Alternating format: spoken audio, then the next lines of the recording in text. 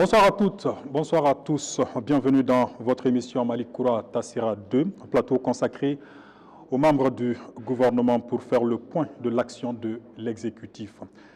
Priorité des autorités de la transition, la défense nationale dans un contexte de lutte contre le terrorisme sous toutes ses formes, contexte également de la défense de l'intégrité du territoire national. Quelle est la situation sécuritaire du pays? Quel est le moral de nos troupes? Qu'est-ce qui a été fait pour nos femmes? Et quelles sont les perspectives du département? On en parle avec un colonel Sadio Kamara, ministre de la Défense et des anciens combattants. Monsieur le ministre, bonsoir. Bonsoir. Merci d'avoir répondu à notre invitation. En plateau avec moi pour conduire cet entretien, Madiba Keïta du quotidien national L'Essor. Bonsoir Madiba. Bonsoir Ibrahim. Encore une fois, merci de nous recevoir chez vous. Monsieur le ministre, l'an dernier, sur ce plateau, vous qualifiez la situation sécuritaire au Mali de complexe du fait de la crise multidimensionnelle que vit depuis plusieurs décennies notre pays. Actuellement ou aujourd'hui, qu'en est-il concrètement? Tout d'abord, je voudrais avoir une pensée pour toutes les victimes de cette barbarie qui endeuille le peuple malien depuis plus de 10 ans. Je voudrais avoir aussi une pensée pour toutes les victimes civiles et militaires étrangères et maliennes. Que leur âme repose en paix, qu'Allah le Tout-Puissant puisse les accueillir dans son paradis éternel. Je voudrais aussi avoir une pensée pour nos blessés. Je leur souhaite un prompt rétablissement et je voudrais avoir enfin une pensée pour tous nos otages. Nous allons tout mettre en œuvre pour qu'ils puissent revenir et regagner la grande famille des militaires, pour qu'ensemble nous puissions terminer le travail que nous avons commencé ensemble. Pour revenir à la question, il est évident que beaucoup de progrès extraordinaires ont été réalisés depuis la première édition en 2022. L'année dernière, sur votre plateau, nous avons demandé la patience, le soutien et la confiance du peuple malien pour nous permettre de mener à bien le travail qu'on nous a confié. Dieu merci, nous pouvons être fiers des actions menées, des exploits menés par les forces armées de sécurité sous le leadership des autorités de la transition avec le soutien constant du peuple malien. Le travail n'est pas fini, une étape est franchie. Nous allons consolider ces acquis. Aujourd'hui, sur le terrain, la situation sécuritaire s'améliore progressivement. Des poches de résistance sont là, même si il est vrai que l'ennemi est en débandade. Nous allons rester vigilants face à la menace et nous allons toujours consolider ces acquis. Monsieur le ministre, vous dites que le travail n'est pas fini. Que doit-on comprendre par le travail n'est pas terminé? Oui, le travail n'est pas fini parce que la mission de sauvegarde de la patrie est un travail de toute une vie. Tant qu'il y aura des poches de résistance et d'insécurité sur le territoire national, nous allons continuer notre mission. Monsieur le ministre, sans aucun doute, le Mali dispose aujourd'hui d'une armée mieux organisée, équipée et entraînée. Peut-on dire aujourd'hui que les forces armées maliennes sont capables capable de répondre aux attentes des populations maliennes? Les forces armées de sécurité ne sont que ce que le peuple voudra qu'elles soient.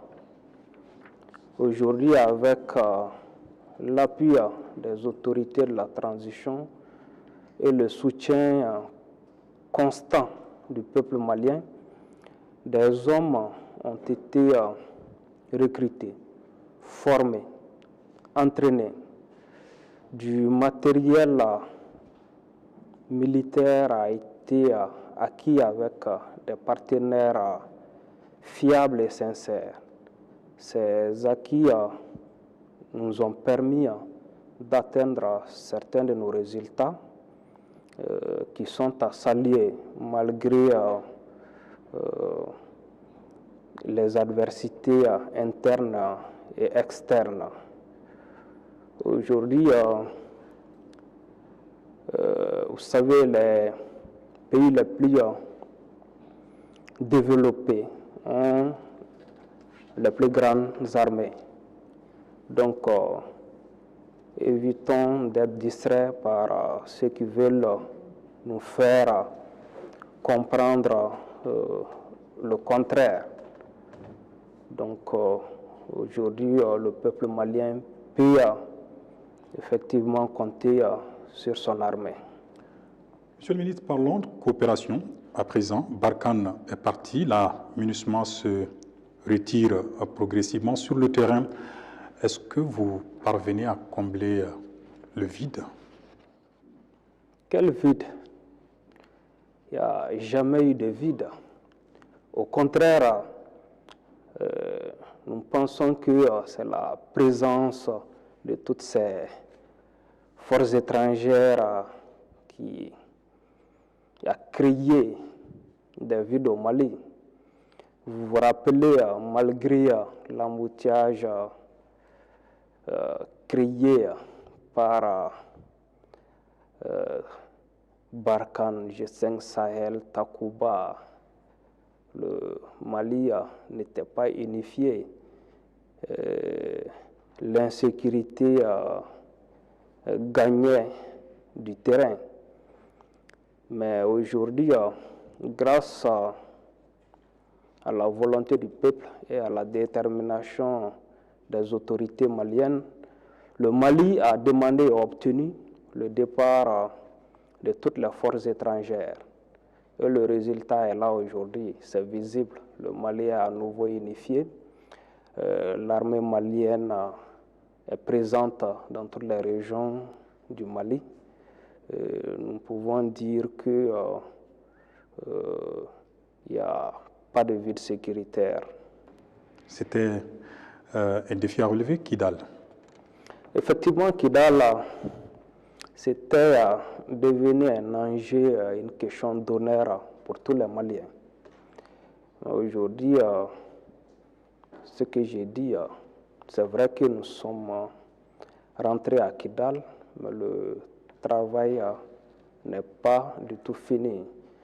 Nous devons rester vigilants, continuer à stabiliser cette région et toutes les autres régions du Mali, afin de permettre au Mali d'amorcer son développement socio-économique. Oui, monsieur le ministre, vous venez de dire que les opérations sont en cours, que le travail n'est pas encore terminé. Quelle est la finalité de toutes ces opérations?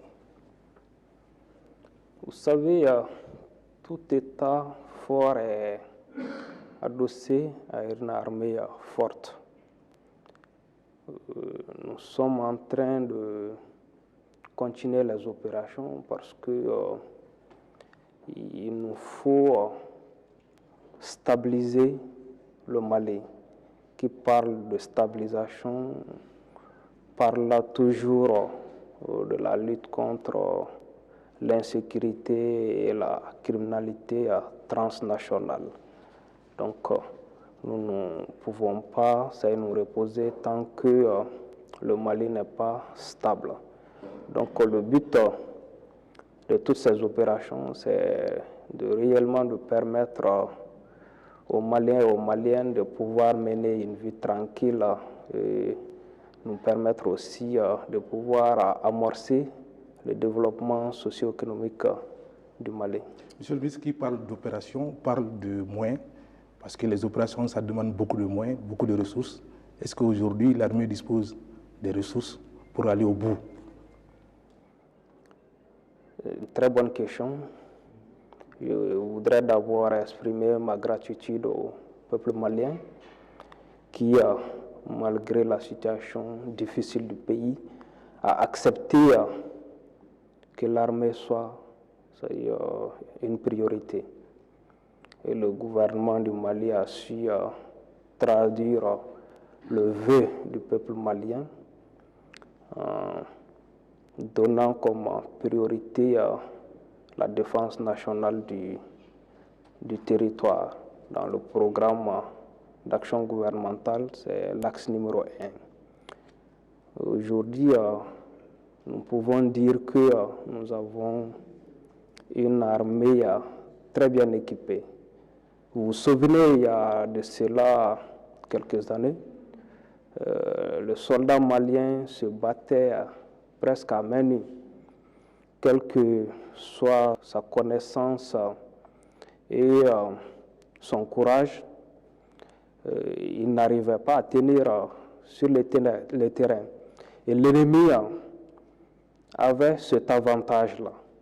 Mais aujourd'hui, nous avons les moyens les plus sophistiqués acquis sur le budget national. C'est très important de le signaler parce qu'aujourd'hui, ce sont ces armes qui nous permettent de faire la différence sur le théâtre des opérations en défendant nos populations. Bamako a intensifié sa coopération militaire avec Moscou. Monsieur le ministre, qu'est-ce que la Russie a apporté au Mali très concrètement? Notre pays a une grande tradition de coopération avec la Russie, surtout dans le domaine militaire. Et c'est depuis les premières heures de notre indépendance. Aujourd'hui, la redynamisation de cette coopération vient de la volonté des plus hautes autorités du Mali de diversifier notre partenariat. Aujourd'hui, nous avons acquis beaucoup d'équipements avec la Russie et ces équipements nous ont permis d'atteindre certains de nos résultats. Et ces résultats sont à saluer et nous devons tout faire pour maintenir ce cap et pouvoir protéger davantage le Mali. Monsieur le ministre, en dehors de la Russie, est-ce que le Mali travaille avec d'autres partenaires sur le terrain? Bien sûr, vous savez, en ce qui concerne le Mali, la coopération du Mali avec la Russie, beaucoup de pays partent de la Russie. Ça, c'est compte tenu des différends qui existent entre ces pays-là et la Russie au niveau géopolitique et géostratégique qui ne nous engage pas. Évidemment, nous travaillons avec beaucoup d'autres pays. Nous avons une coopération fructueuse avec la Chine, l'Iran, la Turquie, etc. Le Mali s'est illustré également dans des opérations conjointes dans la sous-région, notamment avec nos voisins burkinabés et nigériens. Qu'avez-vous à dire sur ce partenariat sous-régional, monsieur le ministre? Le Mali, le Burkina et le Niger, et au-delà, nos trois peuples frères sont non seulement unis par l'histoire et la géographie, mais se battent aujourd'hui contre le même ennemi, le terrorisme et l'obscurantisme. Nos chefs d'État, le président Traoré du Burkina Faso, le président Goïta du Mali et le président Tchanin du Niger, compte tenu des nombreux défis et de la nature de la menace transnationales ont décidé de s'unir et dans une alliance pour mieux défendre les intérêts de leurs peuples respectifs. C'est dans ce cadre-là que nos armées arrivent à mutualiser non seulement les efforts, mais aussi les moyens pour porter un coup dur à l'ennemi. Aujourd'hui, le résultat est visible sur le terrain. L'ennemi a subi beaucoup de pertes et l'ennemi n'a plus cette liberté de pouvoir se faufiler entre les frontières. Tout ça, c'est pour le bien-être de nos populations. Mais ils sont convaincus que ce n'est pas seulement la seule force des armes qui pourra mettre fin à ce problème. Donc ils savent qu'il faut compter obligatoirement sur l'union et la clairvoyance de nos peuples. Et c'est avec ça seulement que nous arriverons à mener à bien cette mission et aider nos populations à amorcer vraiment le développement tant souhaité par nos populations. Oui, Monsieur le ministre, vous venez de dire que les opérations sont en cours. L'armée est en train de se battre d'une manière très très forte. Donc elle est en train de conquérir des villes, des localités qui étaient jadis contrôlées par les djihadistes et d'autres terroristes. Est-ce qu'aujourd'hui, ces opérations permettent le retour des populations dans ces localités? Évidemment, l'objectif de nos opérations en cours, c'est bien sûr ça. Il est évident qu'aujourd'hui, le travail extraordinaire est en train de porter fruit.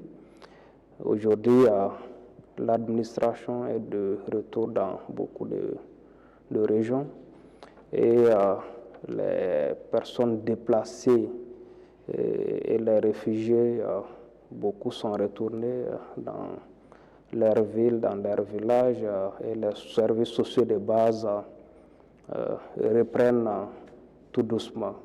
Donc nous pouvons dire que l'armée contribue beaucoup à la stabilité du Mali. Alors que répondez-vous en ce temps à ceux qui accusent l'armée d'exactions sur les populations civiles?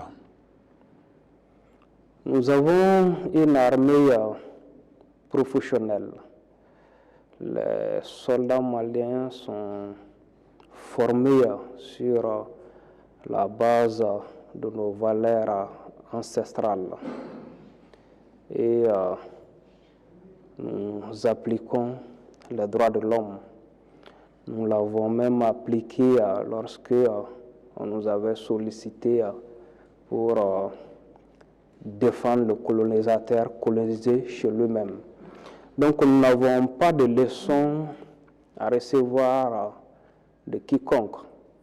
Nous disons oui aux questions de droits de l'homme, mais nous refusons l'instrumentalisation de ces questions de droits de l'homme à des fins politiques. Et nous sommes aussi contre la politique de 2 poids, 2 mesures. Sinon, comment comprendre aujourd'hui que l'attaque du bateau Tombouctou et toutes les autres attaques contre les forces armées et de sécurité et la population civile malienne puissent passer sous silence. Mais le plus important pour nous, c'est que le peuple malien réclame la présence de son armée et a confiance à son armée et continue à soutenir son armée. Oui, monsieur le ministre, la guerre, ce n'est pas que les armes, la guerre elle est aussi informationnelle. Qu'est-ce que vous êtes en train de faire par rapport aux infractions? Oui, la guerre elle est aussi informationnelle et ce volet nous semble être un volet important. Nous voulons dire au peuple malien que tous ceux qui véhiculent le message de désinformation ont juste un seul but, c'est de saper le moral de nos troupes qui sont engagées sur le théâtre des opérations, effriter le soutien du peuple malien et empêcher les actions salvatrices du peuple malien.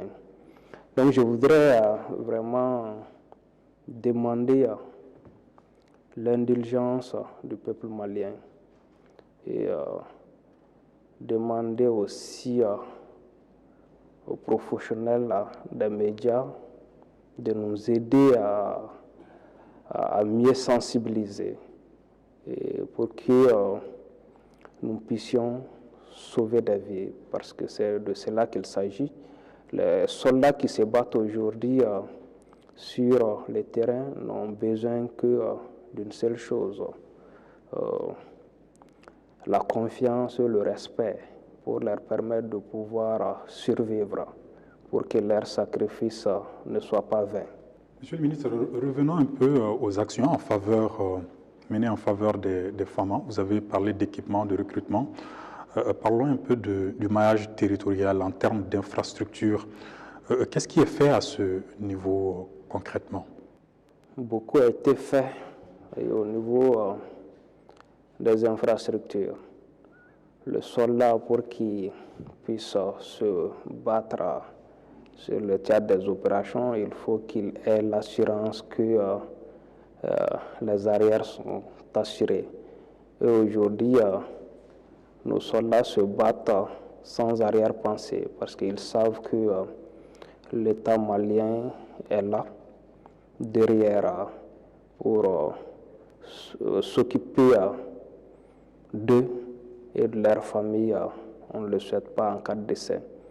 Donc, dans le cadre du maillage du territoire, nous avons eu à réaliser plusieurs infrastructures, notamment j'ai eu l'honneur de faire la pose, la première pierre de plusieurs camps, notamment le camp de Bougouni, de Djema, de Kita, de San. Aujourd'hui, les postes de commandement aussi ne sont pas oubliés. Il y a le poste de commandement de l'armée de l'air qui a été inauguré par le président de la transition. Mais en plus de tout ça, il y a l'hôpital militaire qui est en chantier et qui avance à hauteur de souhait. Ce serait un grand soulagement, non seulement pour les militaires et leurs familles, mais aussi pour le peuple malien. Et nous avons construit aussi des maternités dans les régions militaires. Donc nous pouvons dire qu'en matière d'infrastructure, beaucoup a été fait. Et tout ça grâce à la vision des plus hautes autorités de la transition et le soutien du peuple malien.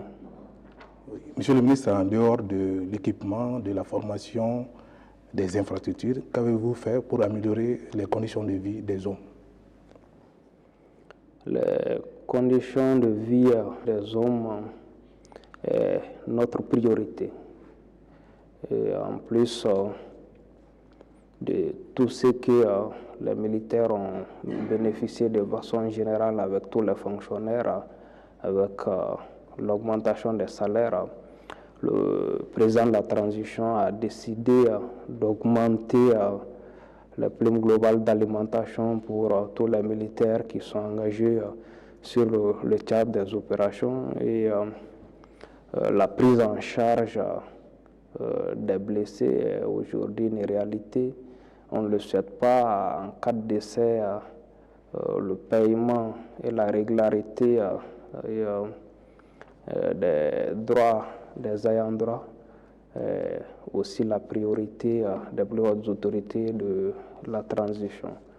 Donc aujourd'hui, nos militaires n'ont vraiment pas d'inquiétude à ce niveau et les enfants sont pris en charge au niveau des pupilles de la nation. Donc c'est ce qui explique un peu tout ce qu'ils sont en train de faire comme résultat sur le terrain. Et le résultat est visible. Vous avez parlé des hommes qui se battent, qui sont actifs. Et qu'avez-vous fait à l'endroit des anciens combattants?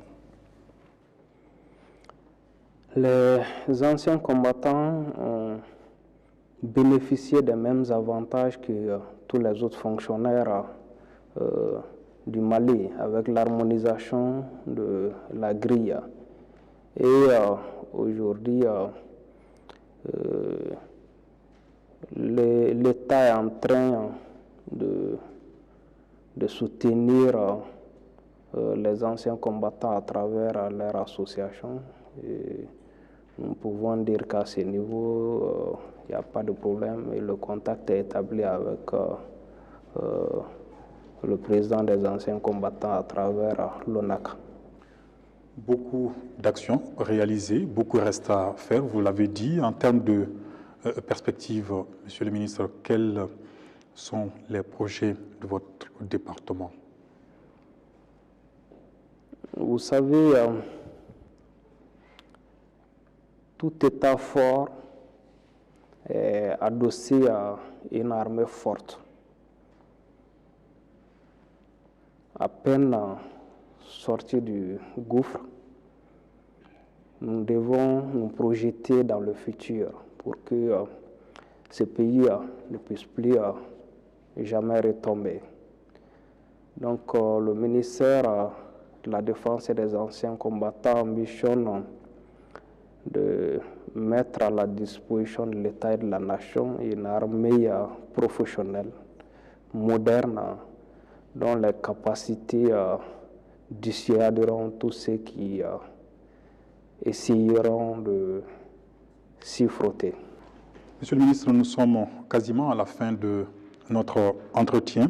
Quel message particulier avez-vous à l'endroit de l'ensemble des Maliens et des amis du Mali? Je voudrais d'abord rendre grâce à Allah le Tout-Puissant qui continue de bénir ce beau pays. Je voudrais aussi demander à Allah le Tout-Puissant de nous guider vers le droit chemin pour que nous puissions préserver les intérêts du peuple malien. Le Mali est en train de se retrouver. Donc je lance un appel aux Maliens de rester unis autour de l'essentiel qui est le Mali, d'éviter d'être divisés pour que, ou d'éviter de servir des intérêts personnels ou d'autres intérêts au profit d'autres puissances. Nous n'avons qu'un seul pays. Nous devons faire de telle sorte que nous puissions léguer à nos enfants et à nos petits-enfants un Mali stable et prospère. Je voudrais remercier tous les partenaires et tous les amis du Mali qui continuent à accompagner, qui ont cru vraiment au Mali. Et je voulais aussi dire que le Mali souhaite travailler avec tout le monde, sans exception, pourvu que les trois principes édictés par le président de la transition soient respectés. Merci, Monsieur le ministre. Merci, Madiba. Merci également à vous, chers téléspectateurs, fin de ce numéro de Malikoura Tassira 2. Très bon moment de télévision en notre compagnie. Bonsoir.